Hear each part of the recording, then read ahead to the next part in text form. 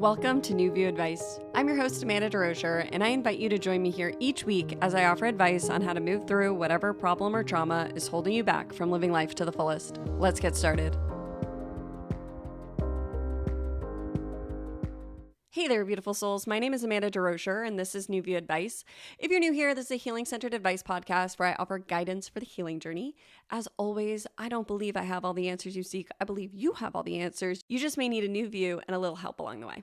Thank you for joining me for today's episode. Today we will be talking about infidelity and cheating in relationships, and specifically instances where somebody has cheated on a partner who has cheated on them, or someone who cheated on a partner and found out that that partner cheated on them as well.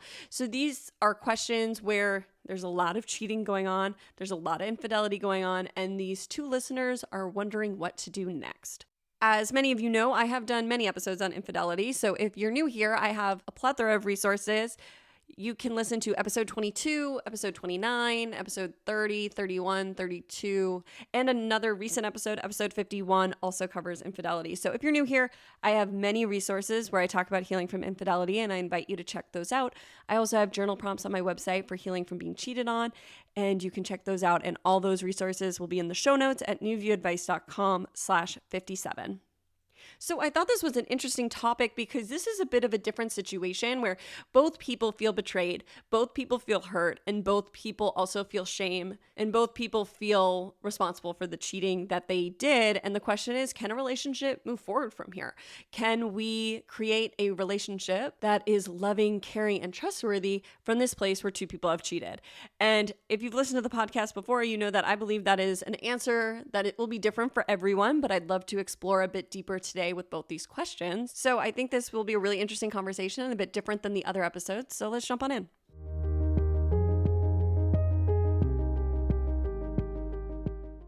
I listened to your podcast and I really need your help with this.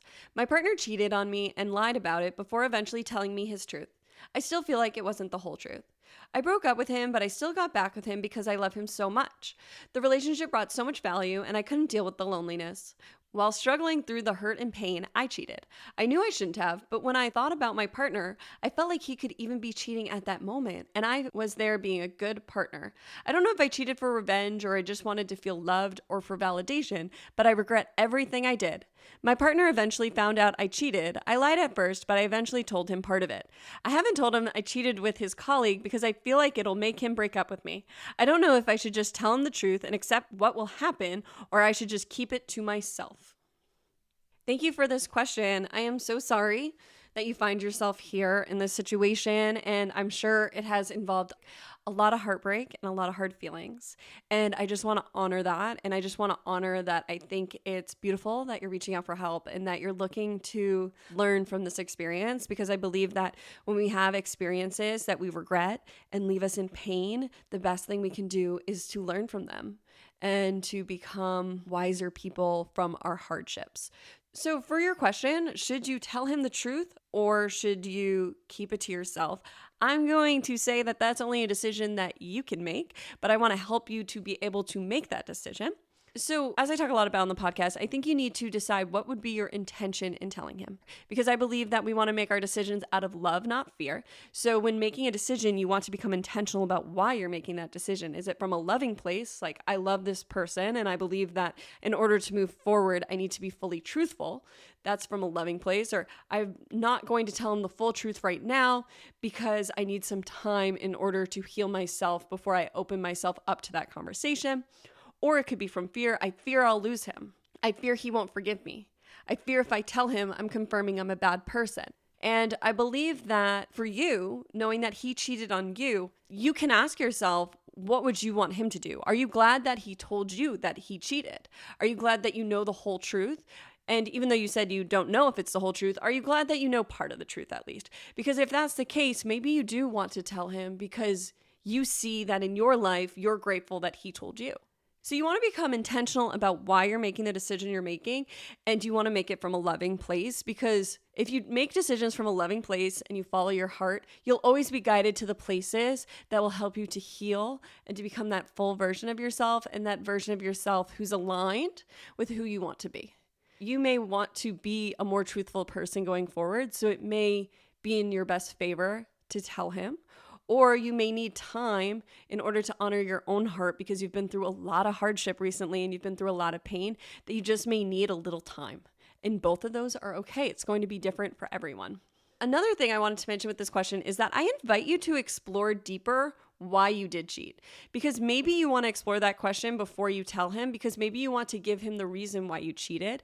Because I know that when people are cheated on, oftentimes they want to understand why their partner did it, and they do want their partner to be self-reflective about the process. And that is healing for many people to go through a self-reflective process with their partner, because that helps to develop that trust that you're going to want moving forward if you decide to stay in this relationship. So I know you said that you don't know why you cheated, and it could be because you wanted validation. It could have been for revenge. It could have been for love. It could have been all three. But I invite you to get clear on why you did this, because the truth is there is a reason why you did this. There is an underlying belief, an underlying feeling, an underlying fear that led you to do this. I invite you to become curious, not judgmental with yourself. The decision was made. It happened. This experience already happened. You don't need to pile on shame and make yourself feel bad for it any more than I'm sure you already have, because you said you regret it. So I invite you to become really clear with yourself about why you did it, and to become self-reflective, and to invite yourself into a deeper dialogue with why you do the things you do. In order for us to change and to be good partners and to be in loving relationships, we need to begin to understand why we hurt people. And it's okay that we hurt people. We're human. So I invite you to be kind with yourself and compassionate with yourself as you begin to bring more awareness to yourself than you may have before. I also want you to become aware of the loneliness that you felt when you broke up, because sometimes the best things we can do for ourselves is to be single. Sometimes we're not ready to be in relationship because we need to take care of ourselves first. And you said that you got back together with him because you couldn't deal with the loneliness. That is a sign to me that there is a part of you that is dying for your attention. There is likely a piece of you, likely an inner child or an inner teenager, but a wounded part of you from your past that is looking for attention. And you're not going to find it outside of yourself. It is a lie to think that somebody can love you deeper than you love yourself. It is a lie to think that somebody can fill the holes that only you can fill within you. It is a lie to think that someone else can heal you. If you're listening to this podcast, the hard truth is you are responsible for your own healing. You are responsible for loving yourself so deeply that then you are able to love others so deeply. You have to fill your own cup up first. And sometimes we need to be single or not in relationship in order to learn how to love ourselves. We need to learn how to choose to be with people, not to need people. And of course, as human beings, we biologically need to be in relationships and part of communities. But many of us are living from a trauma and a wounded place because the love we did not get in our childhoods and in our youth and in our teen years, and the love we didn't get from our parents, we're searching outside of ourselves for it. And the truth is, you have to learn how to love yourself in the ways that you wish somebody loved you. You have to learn to see yourself so deeply that your pain doesn't go unnoticed. Because many of the actions we take that we're unaware of why we did that is because a part of us is looking for our attention. And we act it out because in our youth, maybe we used to act out and think somebody would notice and take attention, and that didn't happen. Or maybe it did get people to notice, and now you're still playing out that pattern. So part of healing is learning that it's your responsibility to learn to love yourself. And I can tell you that I used to feel extreme loneliness, and I used to cling to people. I used to be really needy. But what I learned along my healing journey was that only I could love myself deep enough to heal my own wounds. That the love I was so desperately looking for was my own love, with my love of self and a communion with myself and a communion with a power bigger than myself. So I don't know what your self-care practices look like, but a few things I recommend that you begin to do so you can become more clear on what you're looking to do and what's best for you is, one, to begin journaling. It is such an amazing practice on how to move hard feelings and also how to get in better relationship with yourself is to start journaling. Is just to start writing down your thoughts or to use a journal prompt and to explore why you do the things you do and to trust what comes out on the page. To trust the wisdom within you. Many of us don't trust ourselves because we live in a world that has taught us not to trust ourselves and has taught us to seek outside approval or external sources of validation. But what I invite you to start doing is to seeking that internal validation, is seeking inner wisdom, because you hold the answers to your questions. You know what's best for you. And I also don't believe there's a right or wrong answer here. So you could tell him what happened or you could not, and both will lead you down a different path. There's no right or wrong. Each choice will lead you to new choices. There is not the choice that ends all choices. Your life will continue to guide you where you're meant to go. There's just an easier path and a more difficult path. And the easier path is the one more aligned. And it doesn't mean it's easy. Don't mistake that the easier path is easy.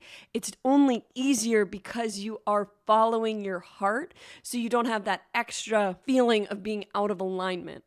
But many of the steps I am asked to take on a regular basis, many of the things I am asked to look at, many of the hard truths about myself I had to witness have not been easy. And many of the things I do are not easy. My life is not easy, but it flows because I follow my heart. And when I don't follow my heart and I live in resistance to it, which happens all the time, I'm human too, my life becomes more painful. It becomes more difficult because I'm putting extra obstacles in my way. It becomes unbearable, or I begin to numb, and that doesn't feel good. And then I eventually fall back into alignment, if that makes sense. Here are some journal prompts to assist you if you're new to journaling and you find this might be helpful. But for you and your question, 1, I invite you to journal about, should you tell him the full truth or not? Allow yourself to explore that question, and allow yourself to journal about what I mentioned at the beginning of this question of, why are you making the decision you're making? Is it out of fear or love? What is the most loving thing you could do here for yourself and for your partner? What is aligned with your heart? Journal about what you think love is. Another journal prompt would be, what do you think an ideal relationship would look like? What do you wish your relationship looked like? What qualities are you looking for in a healthy relationship? Another journal prompt for you would be to start diving into why you did this. So is it out of revenge, validation, love, something else? But begin to explore this. Ask yourself, why did I do this? And then go deeper. If it's for revenge, ask yourself, why did I think revenge would make me feel better? Where did I learn that revenge was the answer? If it was for validation, ask yourself, why did I think that this would be the validation I was seeking? Why did I think cheating on my partner would make me feel better? What was I looking for? What did I think this experience would bring me? What did it actually bring me? Become curious about your inner world and the decisions you make. And as you begin to journal, if your journaling goes off topic, allow it. Just allow whatever comes up for you to come out on the page. Just begin to commune with yourself through writing. This is a very helpful practice on feeling your feelings and getting to know yourself, and I highly recommend you begin journaling. Another piece of advice I have for you is to explore this loneliness. So I invite you to begin intentionally spending time with yourself. If I were you, I would begin spending time with myself daily, but that may be scary for you. So I invite you to weekly set aside time to be alone. What does it feel like to go to dinner by yourself? To go see a movie by yourself? Does that feel unnatural? What would it be like to go for a walk by yourself? Is that something you do? What would it be like to sleep by yourself? I invite you to explore doing things by yourself and doing them. Many times when we've never done things by ourselves, for example, go to dinner by ourselves, it feels unnatural at first, and then we realize it's okay. Oh, that wasn't so bad to spend time with myself. And if you find it is unbearable to spend time with yourself, start to pay attention to your thoughts. Why is it so hard? Because my guess, if it was really hard, it would be the things you're telling yourself about being alone, which if that is the case, I invite you to listen to last week's episode, which is how to stop a negative thought cycle and to start becoming aware of the thoughts you're telling yourself about why it's unbearable to be alone. You deserve your own heart's love, and there's nothing wrong with being alone. It means nothing about you. You are just as lovable in and out of a relationship. And there is most likely an inner child or a wounded part of you that is seeking love and is afraid of being alone. And I invite you to explore that fear through journaling, possibly through therapy or finding somebody to work with one-on-one, and also through beginning to spend time alone. And my last piece of advice for you would be to begin to forgive yourself. You say you regret this decision, and I invite you to work on that self-forgiveness, which will come when you begin to become aware of what you did. So if you're having trouble forgiving yourself, it's likely because you are looking to see why you did this, bring awareness and healing to it, and then you will be able to let it go. But it can be really hard to let go of things that we are completely unconscious of. So I hope something in this answer was helpful. As always, take what resonates and leave what doesn't. And thank you so much for this question. I'm sending you so much love.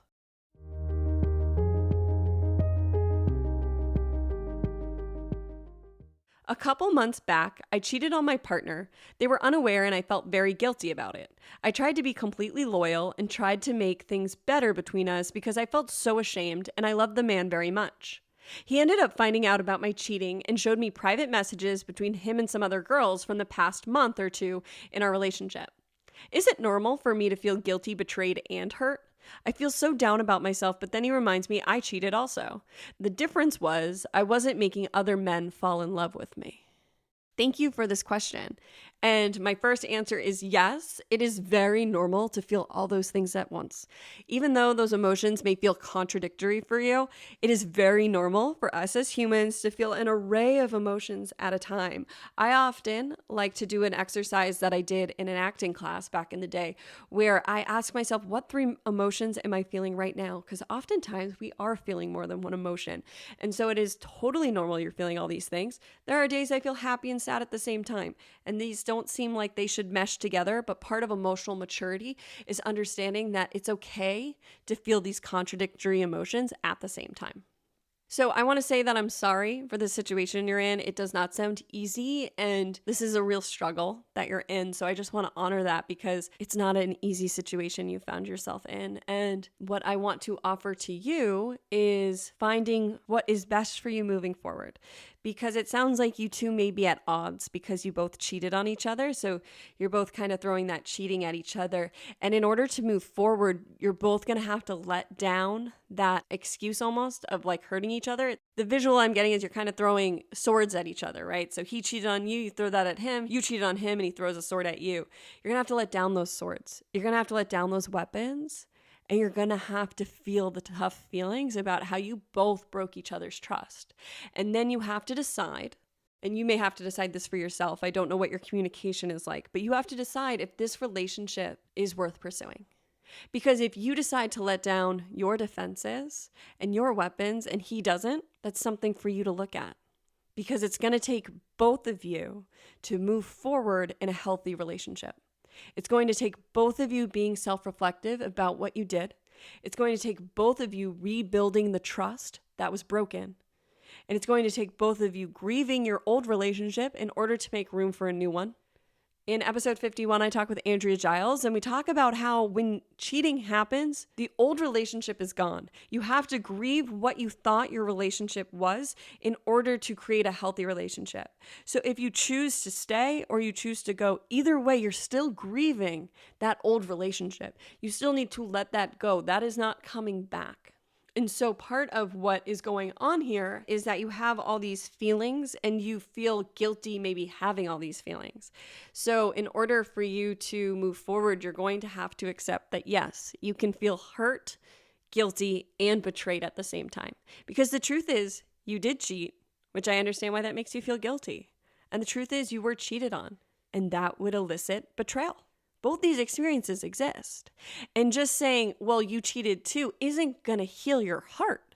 It's not going to fix the situation. It's not going to help the two of you to move forward. So you have to decide for yourself if this relationship's worth pursuing and if this person is willing to heal with you, or if this is a relationship you need to say goodbye to. I'm not sure what the answer is for you here, but I do want to offer for anyone out there, and this isn't just for you, but this is for anyone, that not all relationships are meant to last forever. Sometimes people come into our lives to teach us really tough lessons. That's part of being human. Not every person we love is going to be the one we stay with forever. Not every relationship we're ever in is going to last forever. So it's okay to grieve and to move on with heartbreak. And with that said, sometimes the hard things that happen in relationships are there to teach us how to be a better partner. But this isn't something you can control. You have to work with your partner to see if they're willing to work on this too, because when this partner says to you that you cheated also when you express your feelings, it sounds like it may create shame within you. And you two have to learn how to communicate about both cheating on each other. And that's really difficult. So a piece of advice I have for you if you do decide to stay in this relationship would be to go to couples therapy. It sounds like you both have wounds that are coming out very strong in your relationship and need some attention. So it sounds like you both may not have the coping skills on how to heal from this. And that's okay. Many of us don't have the skills it takes to heal in relationships because many of us didn't grow up in households with healthy relationships and we didn't see healthy relationships growing up. So we are not given the skills to have healthy relationships. So I invite you to explore couples therapy. I also invite you to explore relationship books. So a book I talk about a lot of the times is Getting the Love You Want. It's a great book because it will help you to see how your past wounding, so your inner child wounds or what happened in your childhood or your relationship with your parents is affecting your current relationship. It does with the brain and how the brain is seeking to heal that which is unhealed within us. And so many times in our current loving relationships, we are seeking to play out situations from our childhood in order to heal those situations. And the more awareness we can bring to our own wounding and also our partner's wounding can help us to show up as better partners and also help us to see our partners in a new light. Another book I've been recommending a lot recently is Adult Children of Emotionally Immature Parents. If you feel like you had emotionally immature parents, this book also does talk about current relationships and how you may be playing out some emotional immaturity because of your relationships with your parents and how looking at those relationships can help you to heal in your current relationships. Those are two things I invite you to explore. For you personally, I invite you to also journal, just like the person in the previous question. I also invite you to explore self-care practices. You do have a lot of feelings to feel, so it's going to be important that you would begin to feel your feelings, feel what it feels like to be betrayed, write down your thoughts, and also take care of yourself. And many times when people cheat, they don't feel like they deserve to be taken care of. But no matter who you are, you deserve to be taken care of. You deserve to be loved. And only you can give yourself the self-care and the love that you are really dying for and you are needing right now. And so it's important for you to take care of yourself. And it's important for your partner to take care of themselves. And then for you to come together in a more healed space by continually taking care of yourselves and committing to looking at why you both cheated on each other. It's important here that you have a partner who's also willing to be self-reflective and is also willing to be a trustworthy person moving forward. You want to ensure that you're setting yourself up as you heal to be in a trusting and loving relationship. So I invite you to take care of yourself. I also have an episode on self-care where I talk about self-care is the bubble baths. It's also feeling the hard feelings. So you may find that helpful for you on your healing journey. I also invite you to be kind to yourself. I know when it comes to cheating, there are so many thoughts, there are so many feelings, there's so much devastation. And for it to be cheating on both ends, I can just sense that it's a very heartbreaking situation for you. So be kind to yourself. Treat yourself like a young child. Treat yourself like you would someone you love. Treat yourself somebody who needs to be held and cared for at this time. Because many of the choices you made were from an unconscious place, which is why becoming self-reflective and aware of why you do the things you do is going to be so healing and helpful for everyone listening to this episode, because that's the way that you will change, that you will heal, and that you will ensure that different things happen moving forward or that you react differently moving forward. You have to bring awareness to why you do the things you do and where all this originated from in order to be in healing. So you may be able to do this on your own through journaling, but as I mentioned, a couples therapist or even an individual therapist, or I offer one-on-one sessions if you think that would be helpful, but finding a safe place to explore this will be really helpful for you on your healing journey. So I hope something in this answer was helpful. I am sending you so much love as you continue to heal from this. Again, this is not easy when we experiences like this. We often try to rush through them because they're matters of the heart, but matters of the heart are extremely painful and deserve energy and attention.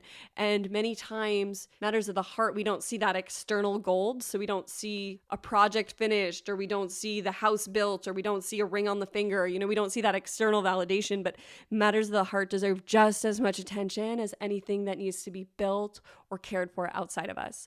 So I am sending you so much love, and I hope you found something in this answer helpful. Thank you for this question.